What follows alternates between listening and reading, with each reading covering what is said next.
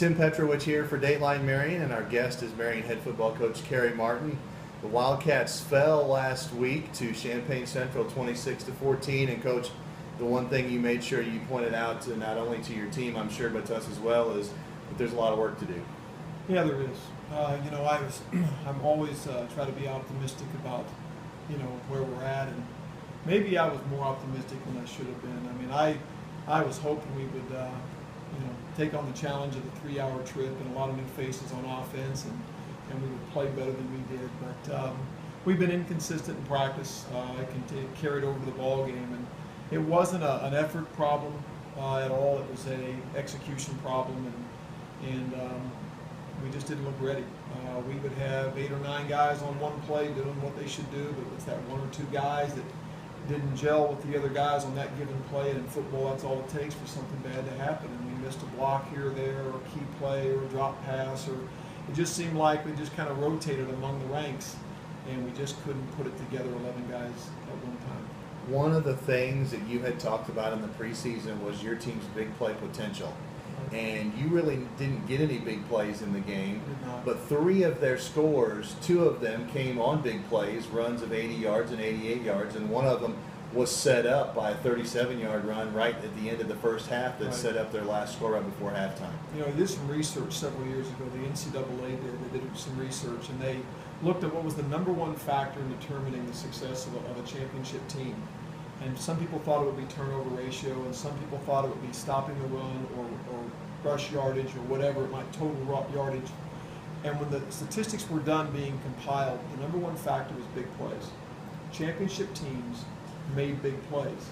And you go back and you look at game 1, and you look at the big plays they had and the lack of big plays we had, and there's your outcome of the game. We did not make any big plays, and they probably had 4 or 5 that turned the game around. You pointed out that there were times in the game on both sides of the ball where your team executed really well. They did. And then other times where they just didn't execute very well at all. Yeah, there were, we had drives going, and we got stopped inside the 5 one time. We threw an interception one time at a crucial moment. We had a receiver stumble on an obvious touchdown pass, or what we thought would have been a touchdown pass. I mean, and those aren't excuses. It's a lack of execution on our part, and I think that first and foremost falls on my shoulders as the head coach. And so I thought we had him prepared. I really expected a better performance, but we did have moments. We had opportunities. We just didn't capitalize on a single opportunity, whether it was a short yardage situation, a goal line situation, a crucial pass play we needed to complete, or whatever it might have been. On defense, we had them trapped at the 1 or 2 yard line one time and let them out. And you just, in a big ball game against a good opponent, you can't make those kind of mistakes.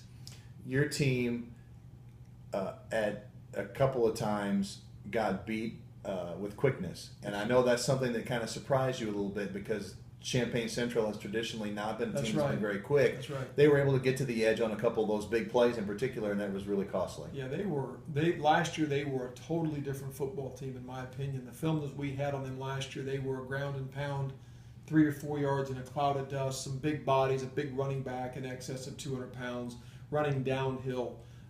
They've, I guess, recruited pretty well in the hallways, and they've got some speed out for football, or they've had some younger kids, obviously, who've moved up with some speed. And he had said during the preseason he thought he would be faster this year. So we knew he was talking as if they were. So we had prepared for it, but that, to me, was the biggest difference in the game, was their team speed versus ours. I think we have some overall quickness as a football team, but I wouldn't say we're a fast team, and I think it showed on Friday.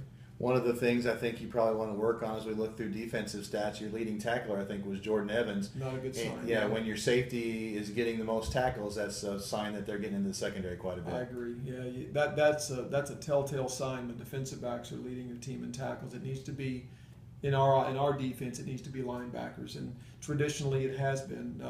Though Hunter Odom racked up a lot of tackles as a strong safety, but normally it's your backers, and we've had a tradition of our backers making a lot of tackles. But, Jordan is that strong safety guy, and so we know he's going to make quite a few. But I think there were too many tackles for 6, 7, 8 yard gains that we need to try to eliminate. Defensively, though, there was one player on the defensive line that had a pretty good game. I thought Dontiel Taylor, he had a couple of tackles for loss and disrupted some plays.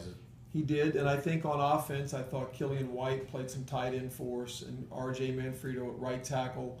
I thought they had good ball games for us. Braden Ziegler, I thought, ran the ball well, had 119 yards or so. I haven't seen the statistics yet, but it looks like we had some individual performances, as I said, but football is that 11 guys at one time doing a job, and we just lack the consistency of 11 guys in the same drive, putting an 8-play drive together and scoring and being able to say that's good execution. And it's not to blame on one kid. It was a lot of different kids on different plays making mistakes. We had Braden, I think, for 131. We also had Isaac Baker for more than 40, but probably 75 or 80 plus and about 35 or 40 negative. Yeah, right. And Isaac's going to do that. He's going to create. He's a scrambler. We know that. He's going to create some big plays off the scramble, and that was a weapon for him last year as a sophomore. It'll continue to be, and I'm hoping we can get him scrambling and throwing the ball down the field and making some plays like Matt Brown and Matt Lewis did in the past, and Grant Hill certainly did. So, I think there's a lot of things that we can still improve on. There's not a thing we did wrong that can't be fixed. It's a matter of getting those things fixed and getting that consistency that I think good football teams do. One thing that I'm sure you strive for and did happen, you had, I think, 6 or 7 completed passes. I think only one receiver might have had 2 catches. So that you spread the ball around with the passing game. We did. I think we have the potential to do that. I think we have a number of kids we have confidence in throwing the ball to. So, hopefully we can continue to improve. The passing game, I think, has a lot of potential in it. We've got some good targets for Isaac to throw to. I think the running game with Zig and some other guys, a lot like Childers came in and ran the ball hard for us on a few carries. And so we've got some things to play with. We've got some opportunities. Just the schedule doesn't get easier. So, we have to. I just talked to the kids at practice about being a little more urgent. We've got to put the pedal to the metal, and we got to get better right now because we got Centennial this week and a Harrisburg team that always plays us tough. One of our few local games, and then the conference starts. So there's no week off. There's no time to take a step back. We got to get better every single day. And I guess one thing you didn't have to worry about too much was kick returns because Mitch Wilkie kept kicking touchbacks. Yeah, I thought our kicking game was good. I thought Jordan punted the ball pretty well. I think the kickoffs and the extra points were good, and that's a good sign. I think special teams will make a difference in a lot of close ball games. You play Champaign Centennial this week. You go back to the same field, the same surroundings. You're playing a team that won its opening game 63-12 last week. Right. And that was a game that started on Friday night, was suspended, and was finished on Saturday. But when you look at that score, 63-12, you also have to take into account that the team they played, Morton, fumbled the ball 10 times and lost 7 of those fumbles. So, Champaign Centennial is a pretty good football team, but maybe the score is a little bit wider than you would expect. Yeah, I mean, there's no doubt. Morton didn't help themselves, but they're a very good football team, an outstanding quarterback and a good receiver core. I was impressed with them defensively. The thing that I noticed about Centennial, when you look at their team as a whole, they just look well coached.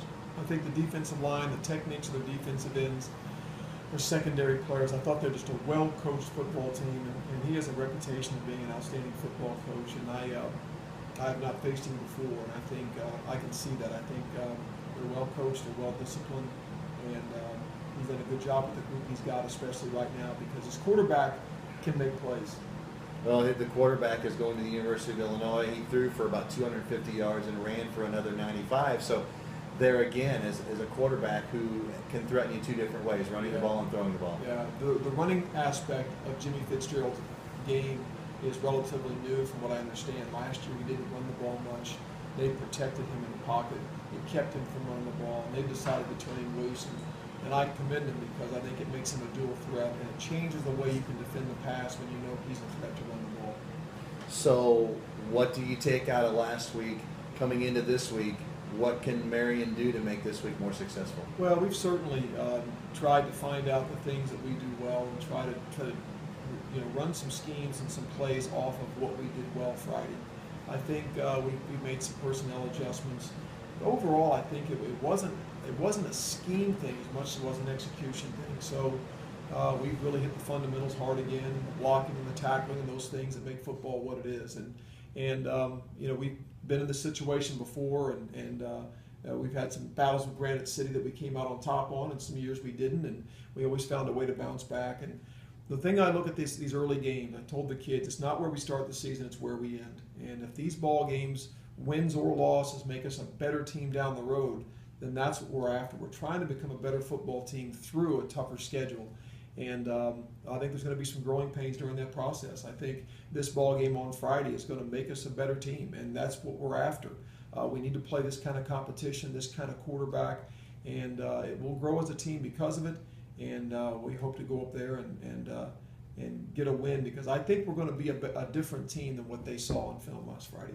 And you know, we may be sounding redundant here, but you know, you talked about it not being necessarily a game plan, but just execution in certain plays, because you had success running the spread offense. We did. You had problems with the spread offense. You had success running the compact offense. Yes. You had problems with the compact offense. So it was things that were working at times and then not working at other times. Yeah, there were things good about both schemes.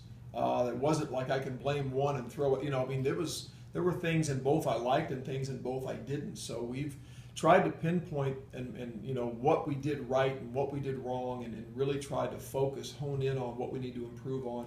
And even player by player, what each player did right and wrong and how we can make them better.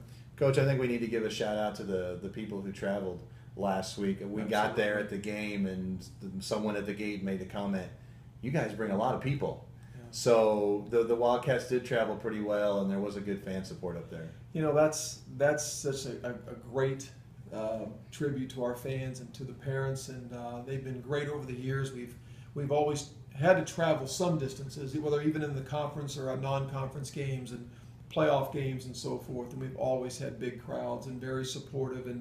And I agree with you. A shout out to those individuals and those people that made that trip. It hurts to lose when you see that kind of support and they travel that far and you don't play any better than we did. But it meant a lot to our players and coaches to see that kind of support. Well, Coach, it's Champaign Centennial. Same field. If you went last week, you know exactly how to get there. Right. Just a different opponent and hopefully a different outcome. Hope so. Coach Kerry Martin of the Marion Wildcats. The Wildcats play at Champaign against Centennial Friday night. For Dateline Marion, I'm Tim Petrowich.